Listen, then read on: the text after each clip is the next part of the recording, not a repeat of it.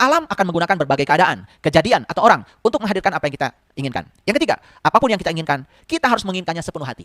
Bagaimana kita membayangkannya? Bagaimana kita merasakannya? Yang keempat, keinginan adalah cinta. Bila keinginan tidak meletup-letup, atau keinginannya itu biasa-biasa saja, tidak meletup-letup di dalam diri kita nih, maka kita tidak akan memiliki kekuatan yang cukup untuk menuai kekuatan cinta itu. Artinya, keinginan itu harus meletup-letup ya, harus meletup-letup, harus kuat di sini.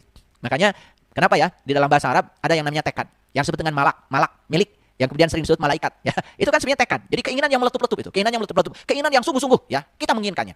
Makanya kalau kita keinginannya biasa-biasa saja, itulah yang membuat magnet kita tidak cukup untuk menarik yang kita inginkan ya. Kita harus mendambakan apa yang diinginkan itu ya dengan sepenuh hati. Karena keinginan adalah perasaan cinta.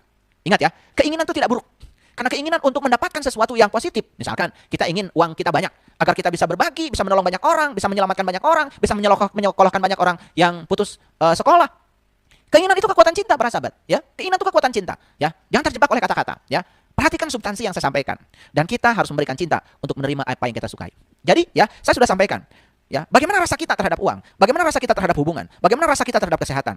Rasa kita terhadap semua itu menentukan. Kalau rasa kita negatif, misalnya, sederhana saja, ketika diajak sama saya, minggu depan kita ke Bali yuk. Nah, kalau rasa kita negatif, langsung, wah, uang dari mana? Itu rasa kita terhadap uang sudah negatif, maka kita tidak akan pergi ke Bali.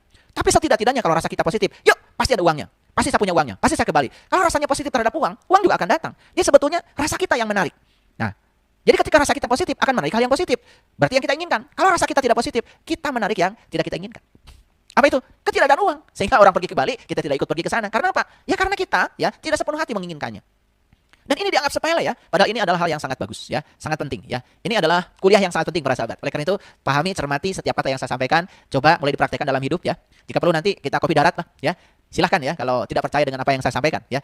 Itu luar biasa ya, luar biasa. Dan saya sekali lagi tidak pernah mau menyampaikan sesuatu yang saya tidak mengalaminya, yang saya tidak merasakannya, yang saya tidak mengetahuinya, yang saya tidak memahaminya. Saya tidak berani menyampaikan sesuatu yang cuma apa kata orang. Yang saya sampaikan ini adalah apa kata saya, sudah teralami oleh saya sendiri dan sekarang saya bagikan. Ya, semoga ini bisa menginspirasi para sahabat semuanya. Nah, sekarang bagaimana cara kita memberikan cinta? Artinya apa? Bagaimana kita memberikan kekuatan positif pada pikiran dan perasaan kita? Jadi kembali lagi ya pada proses penciptaan tadi.